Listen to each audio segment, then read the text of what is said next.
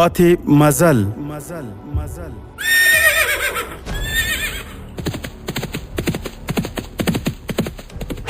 د تاریخي ناولونو ځانګړې خپرونه پاتې مزل د اوسني عصر د ننګونو او فرصتونو هنداره چې د اسلامي تمدن د عروج او انحطاط عوامل روښانه کوي.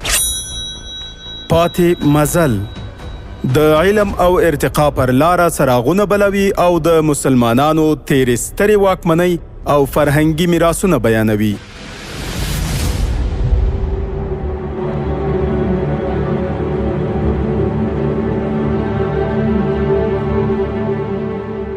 د امید رادیو ډیرو قدرمنو اوریدونکو هیله ده چې ټول به روغ جوړ او په ورځنیو چارو کې بریالي اوسئ.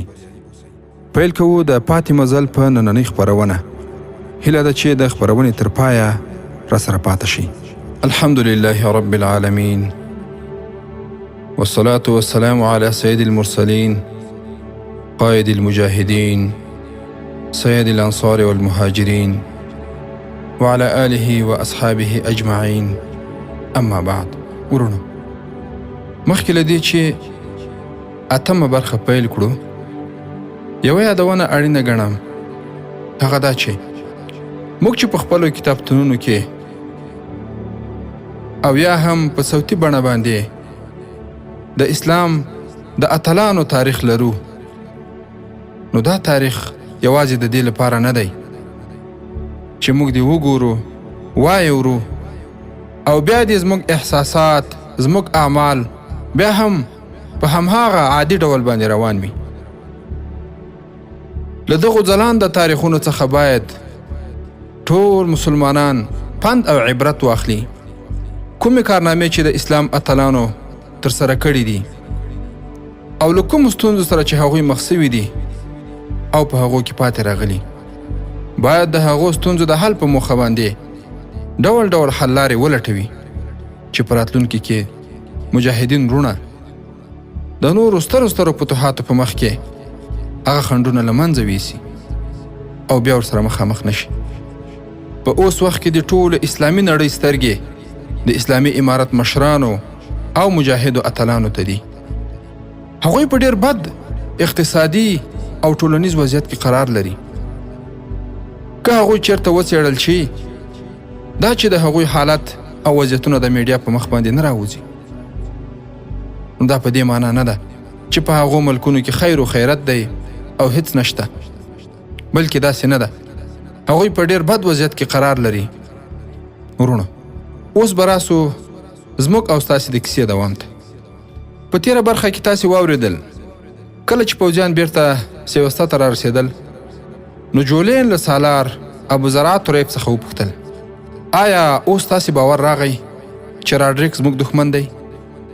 آیا ما ځان ته دا خطر پیدا نه کړ چې اوس به بادشاه راډریک په سیوسته باندې ځوابي برید وکړي؟ سالار طریف وویل حتما باید حمله وکړي.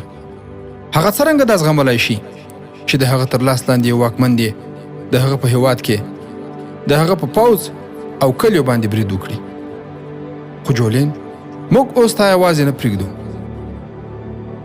اوس به زما دا ګروپونه همدلته وي او په ساحل باندې به پیره کوي. اوس تاسې زموږ مشر موسی بن نصیر رحمه الله ته ورشئ او د نویو حالاتو څخه هغه هم خبر کاندئ. ورونو هلته بیا موسی بن نصیر رحمه الله په دې باندې ډاډه شو چې جولین چل او دوکه نه کوي، خو بیا هم هغه دا خبره ډاډمنه کوله چې بیا په راتلونکي کې ورڅخه څه را پیدا نشي.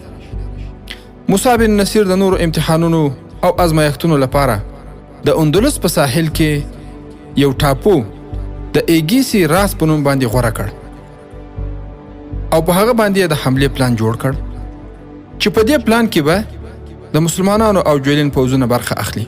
خو د دې څخه مطلب دوه خبرې وې، یو دا چې د جولین د پوځ حالات معلومول او بل دا چې د اندلس پوځ وړتیا او د هغوی د لارښوونکو حقیقت دته څرګند شي.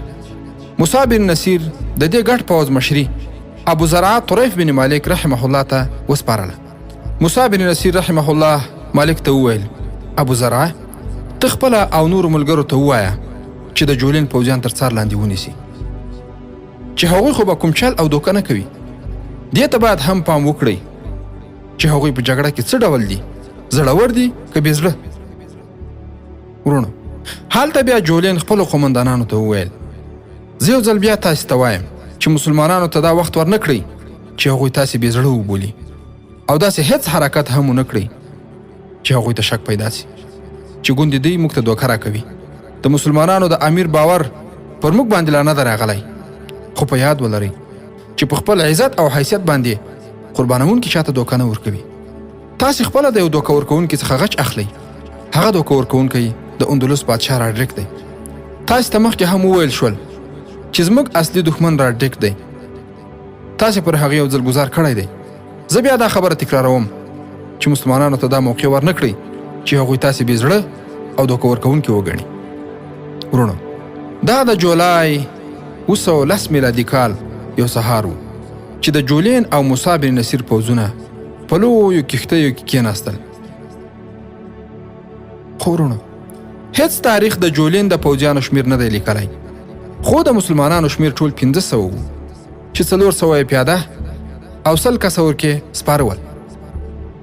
ایګیسي راس نه ډېر لوی ټاپو و او نه هم ډېر کوچنی. معلومات مخکې تر مخکې اخیستل شوي وو چې هلته په ټاپو کې څومره اندلسي پوځیان ځای پر ځای شوي دي او کوم ځای د کښتیو لپاره مناسب دی چې مخکې رسوانه شي.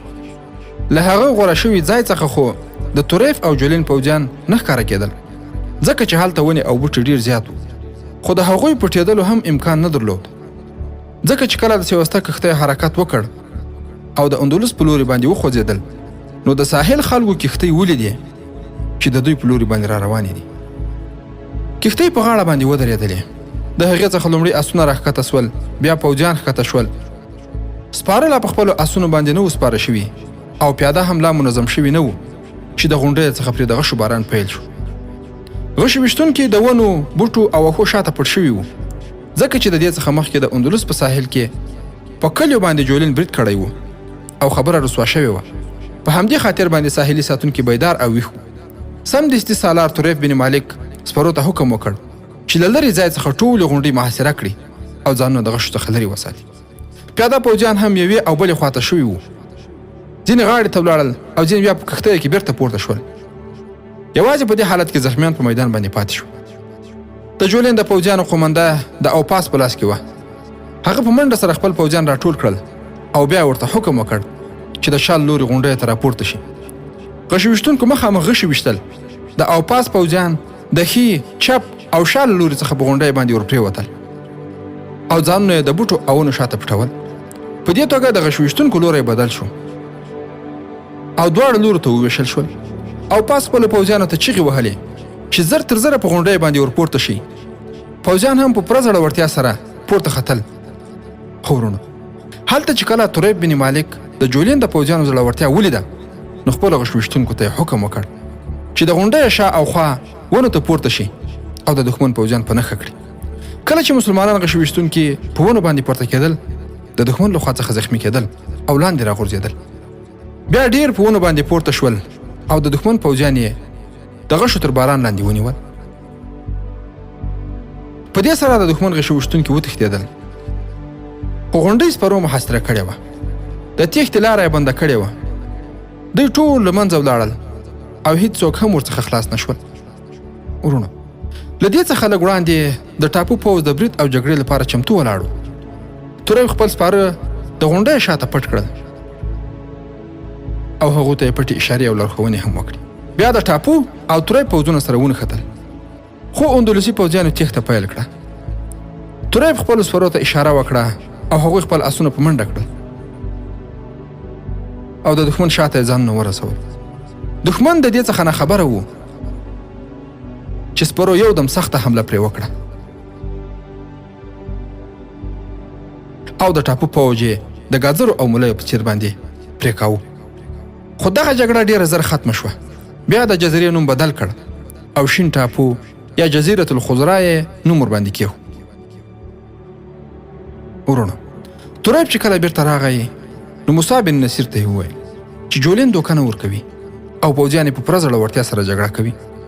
بله دا چې د اندلس په پوځ کې د جګړې شوق او ذوق نشته. د هغوی مشران هم داسې تکړه نه دي چې موږ ورڅخه اندېښنه وکړو. له دې څخه وروسته موسی بن نصیر په اندلس باندې د حملې او برید پلان جوړ کړ.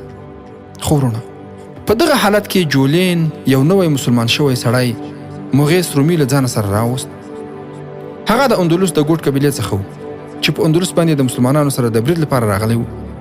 جولین غوښتل مغیث رومي له ځانه سره ملګری کړي، خو موسی بن نصیر دا کار نه غوښت. جولین په خفګان او غوسه سره وویل: موسی، آیا اوس هم ته په ما باندې باور نه لرې؟ ما ته هم شک پیدا شوی و. د همدې شک لرې کولو لپاره ما له ځانه سره ثبوت راوړی دی. په دې حالت کې جولین د باندې ووت. د هغه سره د سیوسته څخه لوی کاروان راغلی و. د هغه سره پوځیان، نوکران، غلامان او سلاکاران ملګري وو. ښځې او مېرمنې هم ورسره وې.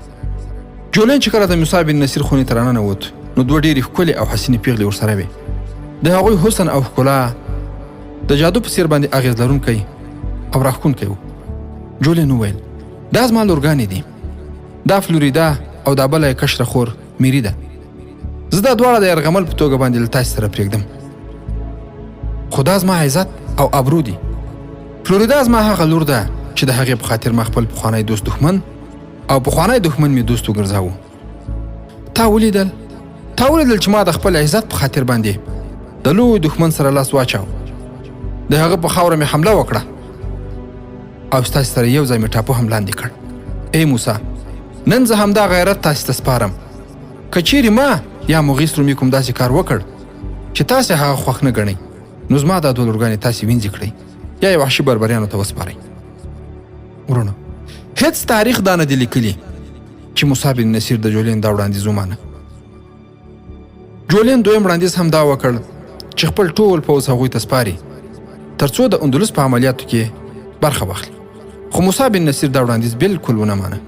یوازې دومره یې ومنله چې سیوسته د اسلامي غازیانو لپاره د مرکز او اوسېدلو ځای کېدای شي او له هغه ځای څخه به د یوې قرارګاه په توګه باندې دې کار اخلي. بله دا چې جولین به د غازیانو د پورې وتلو لپاره لویې کښتۍ برابروي، ځکه چې په مخ کې بحر پروت و. جولین هم له موسی بن نصیر رحمه الله سره د هر ډول مرستې ژمنه وکړه او دا یې وویل چې زموږ پوځ به تل چمتو او تیارسي ولاړ. موسی بن نصیر په همدې ورځ دمشق ته یو بل پیغام هم واستاوه ترڅو د امیر المؤمنین څخه مرسته او کومک او هم د راتلونکي لویو عملیاتو اجازه واخلي. ورونو، موسی بن نصیر یو ډېر تجربه لرونکی سپه سالار و.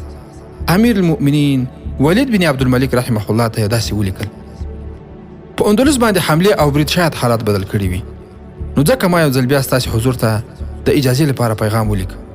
کېدای شي په داسې حالاتو کې تاسې دواړه محاذونه ونه شي پاللی، یا دا چې یو لوري ته مو پام وي او بل لوري ته کمزوری شي. خو ورونو، امیر المؤمنین ولید بن عبدالملک رحمه الله داسې ځواب ورکړ: د الله تعالی نوم واخلئ او د پوره تیارۍ څخه وروسته پوځ هغه لوري ته ولېږئ. د فکر او غور څخه وروسته دې پوځ ته یو سالار وټاکه. ورونو، تر دې ځواب وروسته د سالار د ټاکلو مسله یوه ستونزمنه مسله وه، ځکه موسی بن نصیر نه غوښتل چې د دومره لوی او مهم لښکر مشري طریف بن مالک ته وسپاري. د هغې لاملونه څو وو. یو دا چې عربي سالار و او په بربریانو کې تر دې وخته پورې څو داسې کسان را څرګند شوي وو چې د مشرۍ او سالاري وړتیا لرله. هغوی په پوځ کې غټې رتبې هم ترلاسه کړې وې.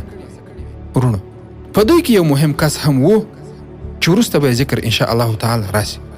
دا چې دلته د امیر د ټاکلو مسئله وه، نو مخکې له دې چې دې کیسې ته ادامه ورکړو، په دې برخه کې غواړم چې یوه لنډه تبصره ولرم او له هغه وروسته به انشاء الله تعالی موږ خپلې برخې ته راوګرځو. ورونو، په اسلام کې د امیر ټاکل یو لوی مسؤلیت دی، لکه څنګه چې موسی بن نصیر رحمه الله هم په دغه مسؤلیت کې ډیر سوچ او فکر کاوه. موږ چې یو څوک په کوم ځای کې امیر ټاکو، نو د شریعت مطابق او د امیر پس منظر ته په کتو باندې به هغه امیر ټاکو. او امیر په اسلام کې ډیر لوی ځای او منزلت لري، لکه څنګه چې په دې هکله باندې ابن خلدون وایي چې د امیر ټاکل ډیر ضرور دي او وجوب یې په شریعت کې او د صحابه او تابعینو په اجماع ثابت دی، ځکه چې د رحمت للعالمین صلی الله علیه وسلم له وفات څخه وروسته درنو صحابه کرامو د هغه مبارک له خاورو ته سپارلو څخه مخکې لومړی همدغه کار ترسره کړ. حضرت ابوبکر صدیق رضی الله تعالی عنه یې خلیفه وټاکه او ټولې هیوادنۍ چارې یې هغه ته وسپارلې. بیا تر رسول الله صلی الله علیه وسلم څخه وروسته په هره زمانه کې دغه کار شوی او خلک په هیڅ وخت کې هم خپل سره شوي نه دي او نه هم له خلیفه پرته خلک پرېښودل شوي دي. له همدې ځایه څخه د امیر د ټاکلو په هکله باندې د امت اجماع هم ده.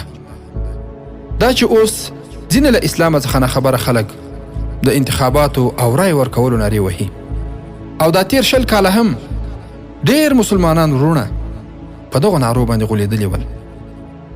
خو دغه معلوماتي تبصره دي هغه کسان واوري چې په دې هکله معلومات نه لري چې آیا هغه ډول انتخابات چې په جمهوریت کې ترسره کېدل او یا په ځینې ملکونو کې ترسره کېږي هغه په اسلام کې شته او که نه. په ډیموکراسۍ کې انتخابات د ملا د تیر حیثیت لري چې له هغو پرته هیڅ نظام ته صحیح ډیموکراتیک نظام نشي ویل کېدی. خو هغه ډول انتخابات چې په ډیموکراسۍ کې ترسره کېږي په اسلام کې هیڅ ځای نشته. لکه څرنګه چې اسلام د ژوند د هر اړخ لپاره خپل اصول او ضوابط لري، همدارنګه د حکومت او سیاست لپاره هم خپل نظام او اصول لري چې ځینې مشخصات یې زه تاسو ته ذکر کوم. اول خصوصیت، په اسلام کې حاکمیت یا ولایت یو غنیمت او ولجه نه ده چې په هره طریقه ممکنه وي باید حاصله کړای شي، بلکې په اسلام کې حاکمیت او ولایت یو درون مسؤلیت او خطرناک مکلفیت دی چې د ملت لخوا هغه چاته سپارل کیږي چې په هغه کې د امامت د انعقاد 6 اساسي شرطونه موجود وي چې د هغو اساسي شرطونو څخه اول دا دی: حاکم باید مسلمان وي. کافر د اسلامي دولت مشر نشي جوړېدای. یو ډول کافر هم د مسلمانانو مشر نشي کېدای، که هغه یهودي وي یا نصراني، سیکولر وي او یا هم د کوم بل دین منونکی او یا ملحد یا کمونیست وي. دلیل یې دا دی چې الله جل جلاله د قرآن عظیم الشان د سورة النساء په 141 نمبر آیت کې فرمایي: اعوذ بالله من الشیطان الرجیم ولن يجعل الله للكافرين على المؤمنين سبيلا. او هیڅ کله به ونه ګرځوي الله جل جلاله د کافرانو لپاره پر مؤمنانو باندې څه لاره. ورونو، په قرآن کریم کې د مسلمانانو له اولی الامر سره هر ځای دا قید لګول شوی چې هغه باید له مسلمانانو څخه وي او په دې شرط باندې د اسلام د ټول علماو اجماع ده او هیڅ چا مخالفت نه دی کړی. نو په همدې بنا په اسلام کې په مسلمانانو د کافر حاکم کېدل حرام دي. خو په ډیموکراسۍ کې د دین لپاره هیڅ اعتبار نشته. هغه خلک چې وایي اسلام او ډیموکراسي یو ده، هغوی دا خبره واوري او په دې کې د ښه غور وکړي چې په ډیموکراسۍ کې دین ته اعتبار نشته.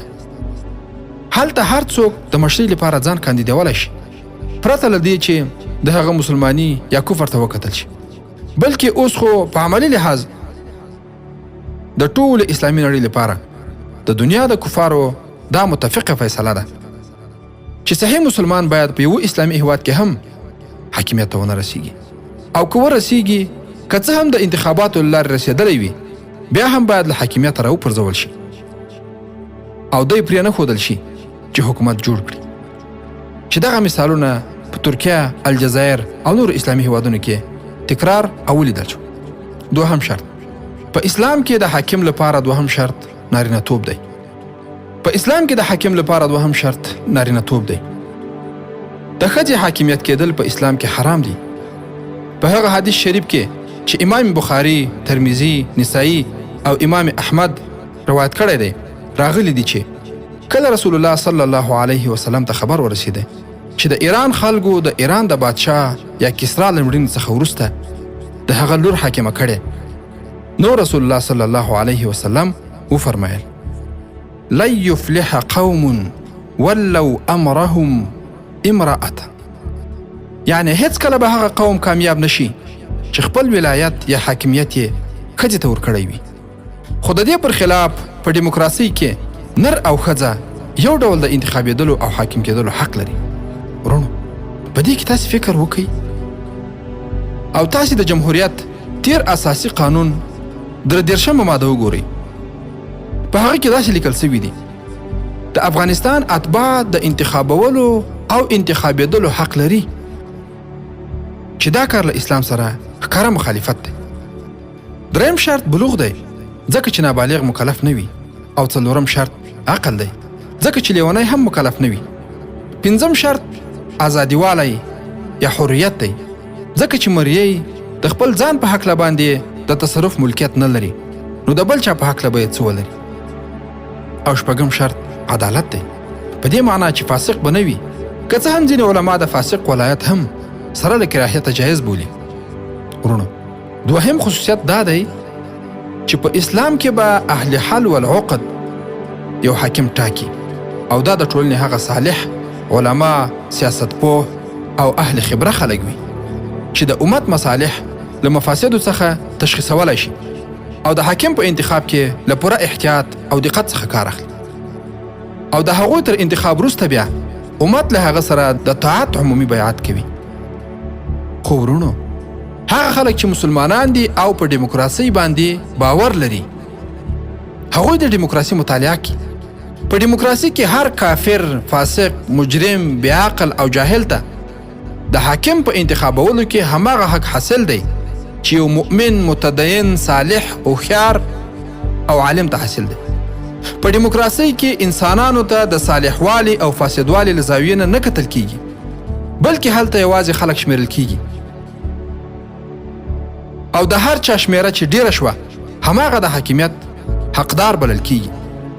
د بیلګې په ډول که یوې خواته 50 تنه علما، مجاهدین، صالحان او مجرب سیاستپوهان وي، خو بلې خواته یو 50 تنه فاسقان، شرابیان او جاهلان وي، نو د دیموکراسي په تله کې دوهمه ډله، یعنی فاسقان، شرابیان او جاهلان په لومړۍ ډلې چې هغه علما، مجاهدین او صالحان دي، دوی غوره او د حاکمیت حقدار بلل کیږي.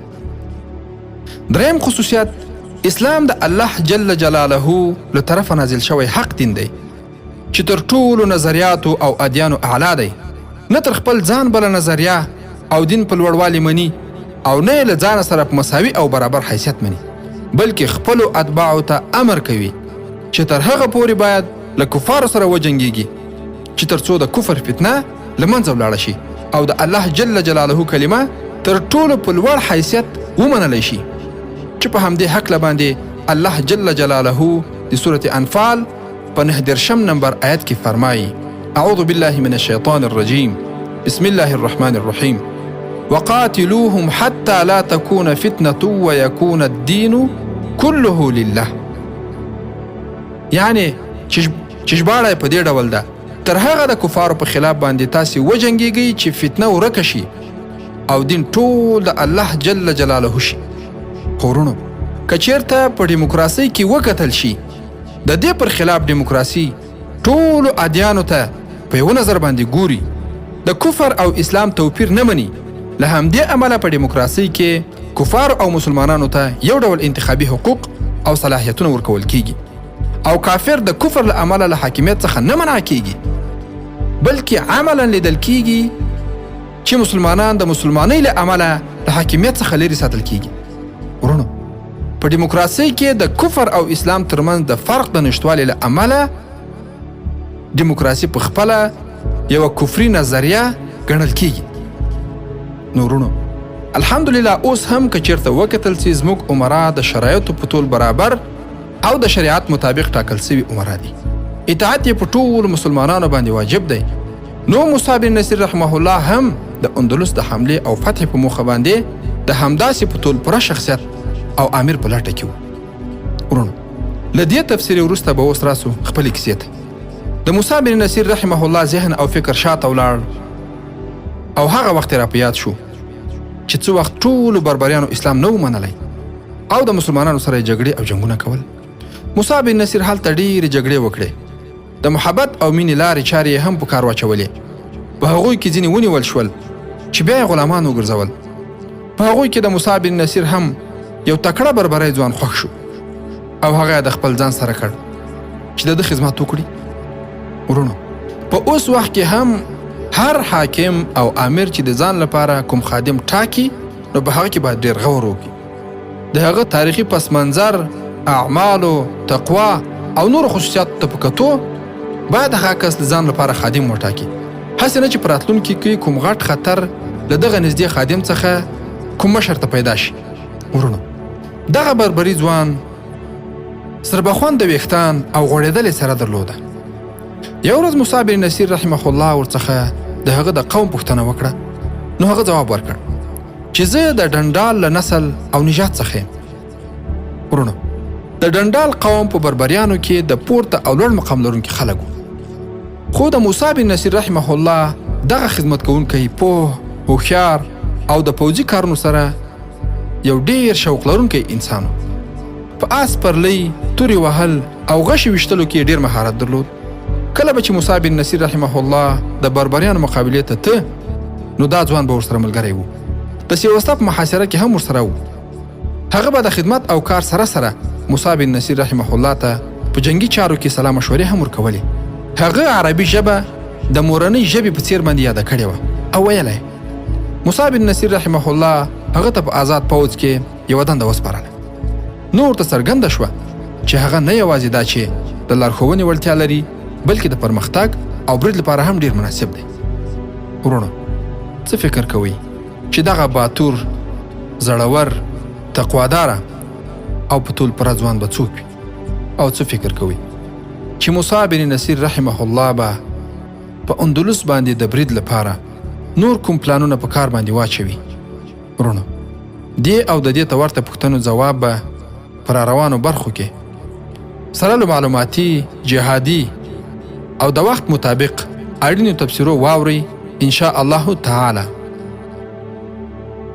د اتمې برخې پای. د امید راډیو ډیرو درنو او متدینو اوریدونکو، دا وه د پاتې مزل نننۍ خپرونه چې تاسو ته ما ډاکټر سیف الله خالد وړاندې کړه. هیله ده موږ هم په خپلو نیکو دعاګانو کې یاد ساتئ. تر راروانې جذابې تاریخي خپرونې مو په لوی او مهربانه الله جل جلاله سپارم. السلام علیکم ورحمت الله وبرکاته.